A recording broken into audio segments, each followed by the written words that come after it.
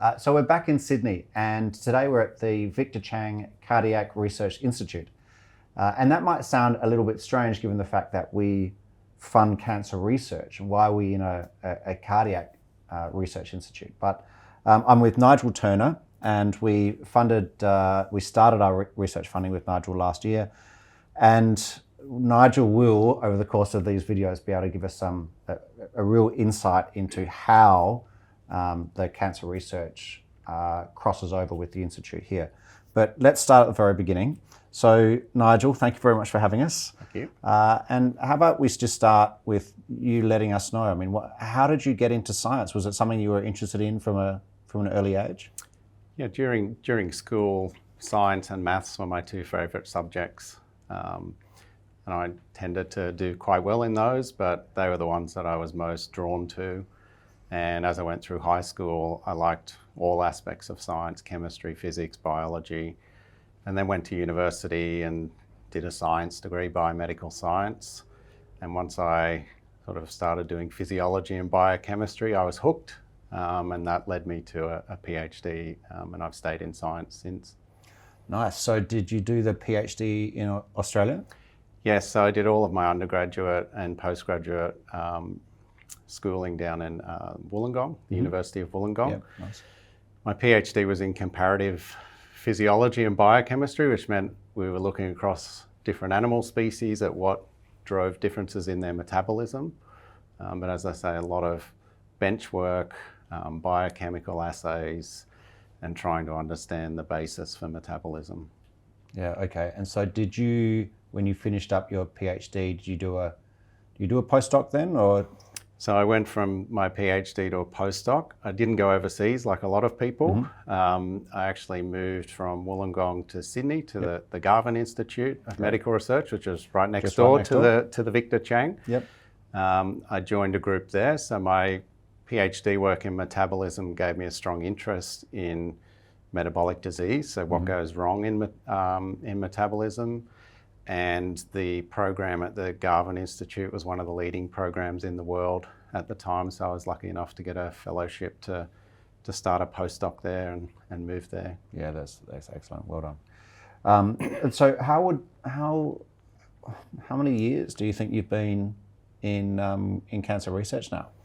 So cancer research, so as you touched on at the start, I mean, all of my PhD and my initial postdoctoral work was in diabetes and obesity. And I'm a relative newcomer to the cancer field. So we started probably about 10 or 11 years ago in the cancer space. And the stimulus for that is the fact that we work on metabolism, how cells take up nutrients and what they do with those nutrients to create energy within the cell, to use them for building blocks within the cell. And it's well known that cancer cells dramatically rewire their metabolism. So I had a strong interest in metabolism, so not just on the side in terms of diabetes and obesity, then was quite interested in cancer metabolism. But there's also very strong links between diabetes and obesity and certain types of cancer where the risk for those specific types of cancers is majorly, is highly increased if people have obesity or diabetes. And so there's just kind of an area of interest, and started to do a bit of work in there in the cancer space, and it's gone from there, and it's now a core part of what we do as a group. Yeah, okay. Well, that makes quite a lot of sense. I'm glad we had the opportunity to explain that link.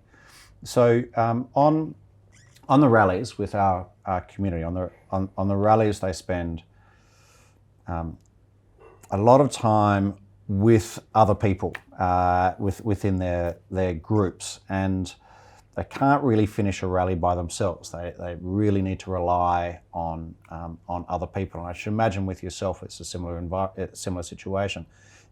When we allocate grants, your name is at the top of the list there, but I should imagine you have other people that work in your team. Is that right? That's right.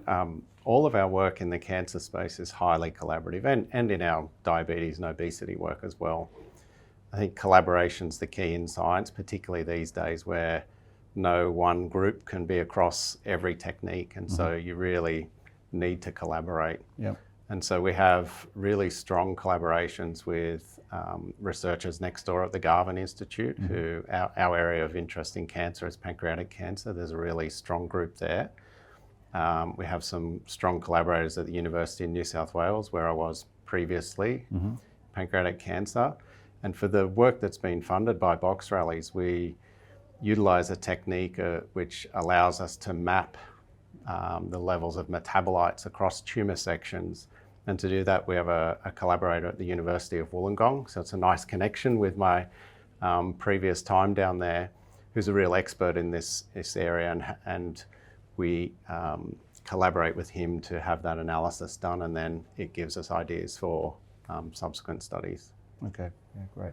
So let's talk about some of your things that you really enjoy. I mean, what are some of the things that you really enjoy about the work that you do? And the great thing about science, there's a few different things. One is variety. So there's always a new question, there's always new work coming out, and so I'm a very curious person. I like to explore these things. The thrill of a result that kind of goes your way. A lot of times you do experiments that are considered, failed experiments. They're not really, they're a result. They tell you something. You learn something from it. Anyway. You learn something from it, but it's really nice when you have an idea and you execute the experiments and the result goes your way. So I think in terms of that aspect of things, I really like that part of science, is discovering new things, designing experiments, and following through with those. But the other thing that I get a lot of joy out of is mentoring and bringing through young scientists, be they students or postdocs, helping them to understand the process of doing experiments, designing experiments, having the right controls in your experiments, and mentoring them through the other aspects such as grant writing, writing manuscripts and things like that. So that's a really enjoyable part. I'm glad you brought up the grant writing, not because it's an exciting thing to talk about, but because it's such an important aspect of anything in science. And unfortunately, everything is so much is grant based nowadays. And like we have on the referenced the rallies before, the team spend 10, 11 months getting themselves ready for a rally, and all their fundraising and getting the car sorted and all that kind of stuff. There's a lot of preparation, but I think in your world, it's around that grant writing. And how much of your time do you think you spend working on grant applications? Yeah, a lot. It's probably a common answer that you would get, is that we spend a lot of time writing different grants. And I guess my group particularly, because we tap into the diabetes and obesity funding alongside the cancer funding. And so we spend a lot of time writing grants. There's a lot of preparation that goes in, from having an idea to trying to generate some initial data to help convince people who are reviewing the grants, to then spending the time to write the grants. And so there's months and months of the year that are devoted to grant writing. Fortunately, it's kind of spread out, so it's not all in one period where you're not going to sleep for a couple of months.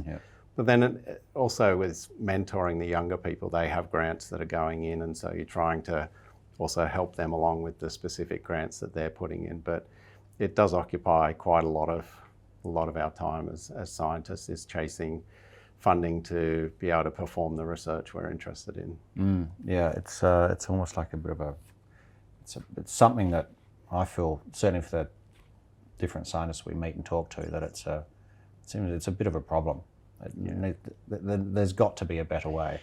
That's why getting the funding like we've received from Box Rallies is so great. I mean, those emails and those calls that you get to say you've been successful, there's a very, very enjoyable time. You get very excited about it, because there's so many rejections along the way with the success rates at the moment with the major schemes we go in. Well, we really fund some of the the best projects in Australia, so you're obviously doing something really right.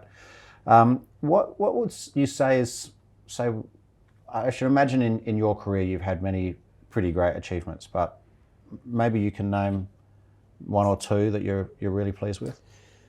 Yeah, so I mean, I imagine a lot of people go for some scientific achievement, and we've some of our work, probably because we've had a longer history in the diabetes and obesity space, we've generated new drugs that are now research tools available for other researchers and things like that. One of the things I'm most proud of is that at the time I was getting into the cancer space, it was clear that there's been a renaissance in terms of, you know, groups around the world focusing on how metabolism's changed in cancer. Mm-hmm. And there are a number of international meetings, but we didn't have anything in Australia. And so the cancer researchers went to the cancer meetings and metabolism researchers went to their meetings, and there was no meeting where everyone could get together and talk about this stuff. So in 2015, along with some other colleagues who were kind of working in the space at the time, we started a national meeting on cancer metabolism, and that's now had 5 iterations. We have it every 2 years. Mm-hmm. And it's been fantastic to see it grow from that initial meeting where we were hopeful we'd get some people coming along to now seeing the collaborations that have developed from that, seeing the people who were students at the first meeting now having their own groups and running their own research program. And so things like that bring together researchers to allow those collaborations to occur and to allow the best science to take place.